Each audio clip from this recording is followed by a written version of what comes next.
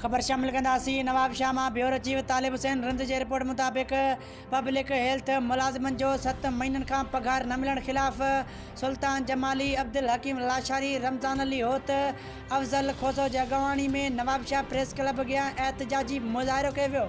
उन मौक़े ते उन्हनि दाईंदे चयो त आरो प्लांट जो ठेकेदार इक़बाल शेख असां मुलाज़िमनि सां ज़ुल्म करे 7 महीननि जी पघार रोके वेठो आहे, जॾहिं त ठेकेदार Iqbal Shaikh public health section Muzaffar Zardari cheque ॾेई छॾियो आहे। उन जे बावजूदि असांखे पघार नाहे ॾिनी वई, जॾहिं त सिंध हुकूमत मुलाज़िमनि जी पघार 25,000 कई आहे ऐं ठेकेदार असांखे 11,000 पघार ॾिए थो, जंहिंखे 7 महीना गुज़री विया आहिनि पर अञा ताईं पघार नाहे ॾिनी वई, जंहिं करे असांजा बच्चा बुख मरी रहिया आहिनि।